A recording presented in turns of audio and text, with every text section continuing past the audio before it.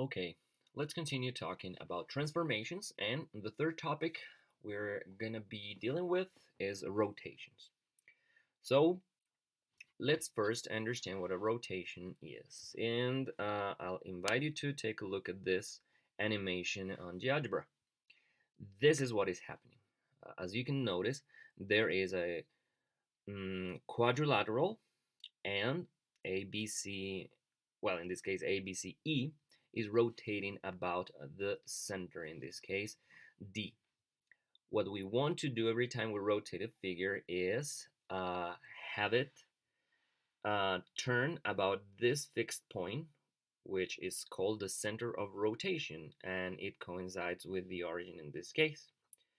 And we have to give a certain angle of rotation. So I want you to take a look at this. For example, if we start here and stop here, that will be a 90-degree rotation because of the quarter of a circle that has been covered.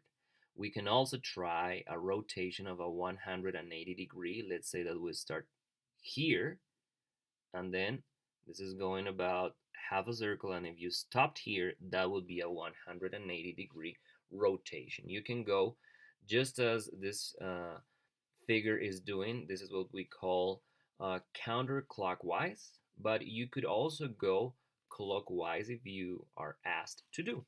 Okay, so we have two examples here. We are going to write the coordinates of the image of this polygon after we rotate it about the origin. If it is not specified, this 90 degrees is going to be counterclockwise. Okay, that's the one that goes by default, and if you are asked to do it the other way around, they are going to specify that you have to make it rotate clockwise. So let's begin with this figure. Okay, so I have it here in GeoGebra, you can see it here, and the instruction is that we have to rotate it 90 degrees. Okay, so we are going to have this figure rotate 90 degrees around the origin. And look at this.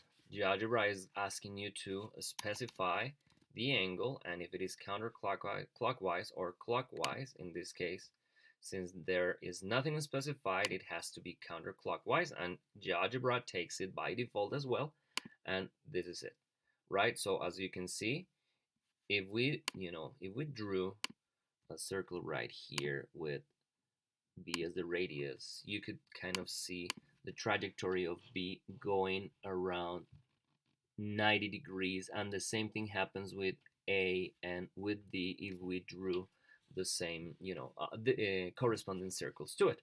So that's what happens, this figure has been rotating about the origin, and if you wanted to if you wanted to report the new coordinates, well, you just have to take a look at this.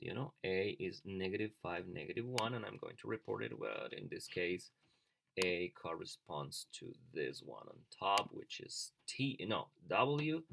So I'm going to report that. So -5, -1. Now let's report the one here. T, that corresponds to D here, and now it is right here. So it's 2, -3. Reported. 2, -3. As you can notice, U is located at the same center of rotation, so it didn't change, so I have just to keep it over there. And now V, that corresponds to B in our figure, now its new coordinates are -2, 5, and I'm going to write them, -2, 5, and that's it. Okay, you can read the instructions that you see on the book to see what happens after you perform each of those rotations, and you can use that rule, or you can use GeoGebra if you like. Either way, this is what you will see.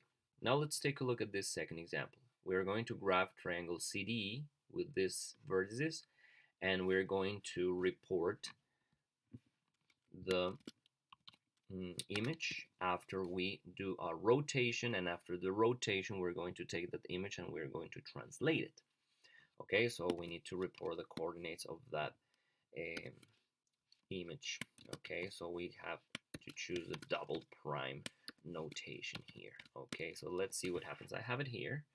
This is the figure, the original one, the pre-image. The first instruction is rotating 180 degrees about the origin. So this is what we're doing. We're going to rotate this figure about the origin 180 degrees. This is what you look. It's kind of like upside down, if you want to say that. But after that, we need to translate it 3 units to the right and 1 unit up. So this one, the one we just did. So translate it. Which one? This. And we're doing it 3 units to the right and 1 up. So I'm going to pick one of the vertices, 3 units to the right, you can see, and 1 unit up. And now it goes here. So I have to choose, or I just have to take a look at that and look at this. For example, A is located at 4, 4. A used to be this point at the beginning. It was rotated and now it's been translated, okay, corresponding to C, point C, as you can notice, right? Oh, sorry, it's not this one. Let me close this. And you can see it's right here. This is point C on the exercise, okay?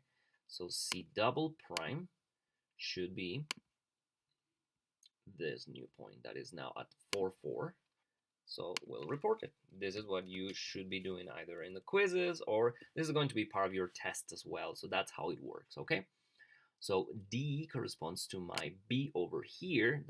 It was originally here, then it was rotated 180 degrees, and now it's been translated, and now it's at -1, -1. So you report it here. And then finally, point E, which corresponds to C, it was originally right here. It was rotated 180 degrees and then translated, and now it is at 8, 2. So that's what you report. That's it. And that's all, guys. We're done with rotations.